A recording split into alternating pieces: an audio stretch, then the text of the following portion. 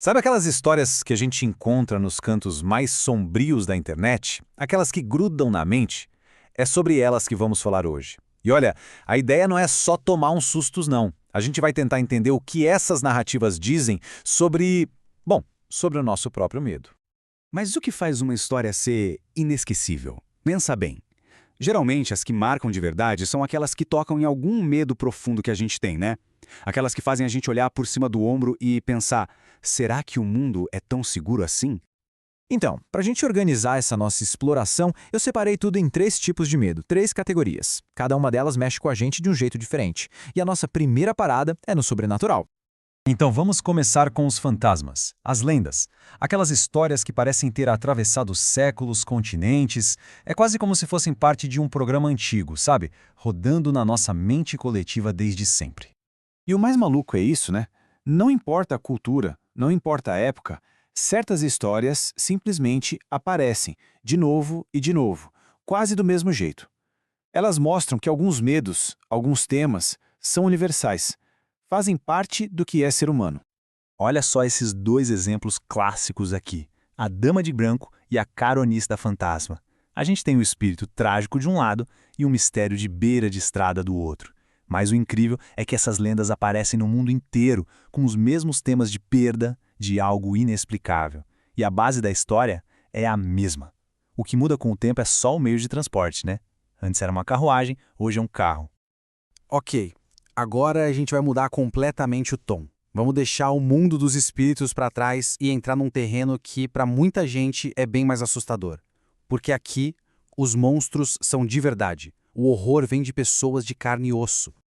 O caso de Hinterkaifeck. Isso aqui não é só um assassinato. É um mistério que já dura um século. Pensa na cena. Uma fazenda isolada na Alemanha. Uma família inteira. E as pistas que foram deixadas para trás são honestamente mais bizarras do que o fato de nunca terem achado um culpado. O que deixa tudo ainda mais arrepiante é o que aconteceu nos dias antes do crime. Imagina só, pegadas na neve que iam até a casa, mas não voltavam. Barulhos estranhos vindo do sótão. A empregada da família pediu as contas e foi embora, falando que a casa era mal assombrada. Parece roteiro de filme de terror, né? Mas foi tudo real. E no 7º dia, a nova empregada que tinha acabado de chegar e toda a família foram mortos. Até hoje, ninguém sabe quem foi. Agora a gente sai de um mistério que ninguém consegue resolver para algo totalmente diferente. Um ato de crueldade fria e calculada. Aqui o horror não vem do que a gente não sabe, mas sim da capacidade de um ser humano de planejar algo terrível contra outro. O que choca nesse caso é o quão metódico tudo foi. Cada passo, sabe, foi tudo parte de um plano horrível. Criar uma identidade falsa, ganhar a confiança da vítima num fórum online sobre cachorros. Pra quê? Pra no final cometer um ato de violência que a gente nem consegue imaginar direito. É o horror na sua forma mais clínica e por isso mais perturbadora.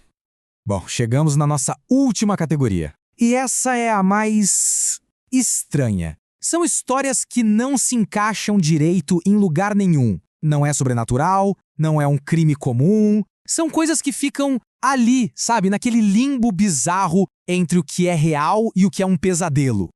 Elas se recusavam a falar com qualquer pessoa, exceto uma com a outra. Essa frase já nos joga direto no mundo particular de John e Jennifer Gibbons, que ficaram conhecidas como as Gêmeas Silenciosas.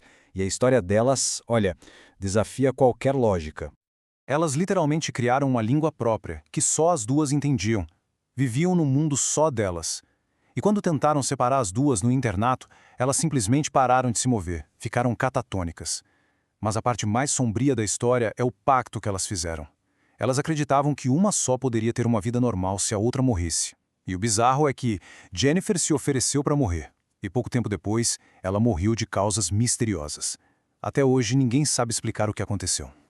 Ok, se preparem, porque essa próxima história é simplesmente inacreditável. O nome dele era Tahari. E ele não era só um cara que comia muito. O apetite dele era uma coisa de outro mundo. Uma condição médica real que o transformou numa lenda. Uma lenda bem bizarra e grotesca.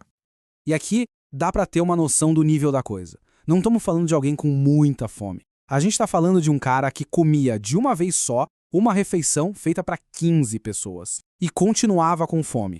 Ele comia animais vivos na frente do público. E quando o desespero batia, ele era visto comendo lixo, restos, direto dos esgotos. A história do Tahari força a gente a pensar nos limites do corpo humano e o que acontece quando esses limites são completamente ignorados. Então, depois de passar por fantasmas, assassinos e casos bizarros, fica a pergunta, né? Por quê? Por que a gente busca essas histórias? Por que a gente clica no link, mesmo sabendo que vai ficar com aquilo na cabeça por um bom tempo? É a grande pergunta, né? Parece que tem uma parte da gente que é atraída por esse lado sombrio. Será que é só curiosidade? Ou é uma necessidade de tentar entender os limites do que é ser humano? Ou tem algo mais aí? Talvez a resposta seja essa.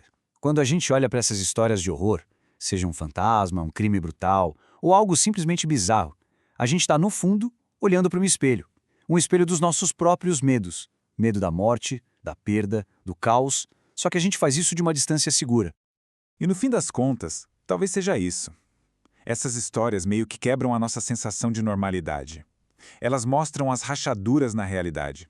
Elas sussurram que, logo ali, debaixo da superfície do nosso dia a dia, existe um mundo de coisas estranhas e às vezes bem assustadoras. E é justamente essa possibilidade que nos fascina tanto. E que, ao mesmo tempo, nos assombra.